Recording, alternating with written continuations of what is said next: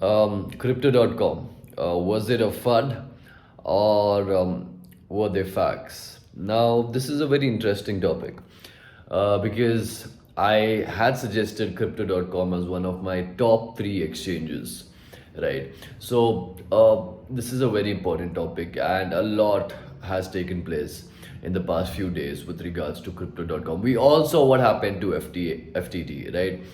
Uh, Sam Bankman, he got screwed, right? It's the end, and a lot of people who were invested in FTT got screwed as well. So, a sad story, and a sad day for crypto, in fact.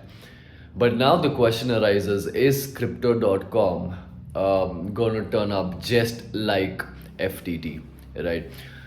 Let me present the facts. So, with crypto.com, they don't have the same problem as what FTT did. That's the most important thing, right? FTT over leveraged, right? They Sam Bankman had an investment firm, and he took a lot of funds and told people to invest in FTX, right?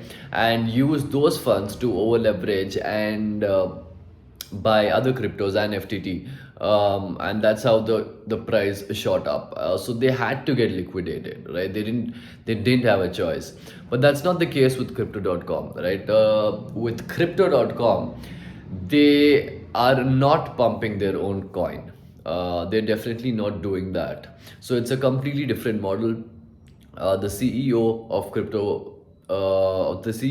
crypto.com came out in the open and explained how the model works. The only way they make money is through the fee, right? The trading fee that they cost. So the model, right? Although both are exchanges, but the model is completely different. How they make money, right? So number one, you do not have to panic. That's something that I need to tell you. But two, about Chris. Apparently, when I did a little bit of more research, he had another company that he was the CEO of. This was before he was the CEO of Crypto.com. I think the name of the company was Ensago, and it was a Singapore based company. So that company ended up shutting down abruptly, and a lot of clients from that company ended up losing money. Well, there are reports that this he was against shutting down the company, but because he didn't have a say, he didn't like the decision, and that's when he quit the company, and it shut down after he left. There are reports, but it's a messy past, right? So there's definitely an element of risk with Chris's past. So I'm not too sure with regards to his past, would crypto.com survive or not, right? But for the records, with regards to crypto.com's reserves, I think it's fine, right? Yes, they have Shiba Inu as 20%, which is a joke, but they do have Ethereum, 17% reserves as Ethereum, and probably 31% as Bitcoin as reserves. So that's fine there as well.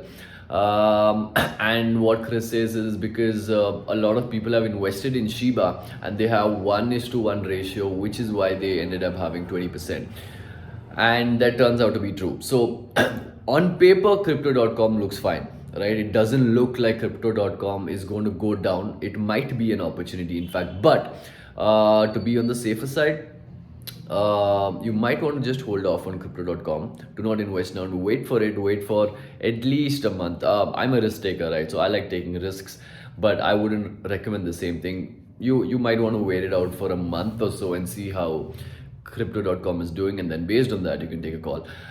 I've explained everything very clearly with regard. You can decide if it's FUD or if it's a fact, but I've presented everything in the open, and you can decide if crypto.com is a good bet in the long run or no. Cheers.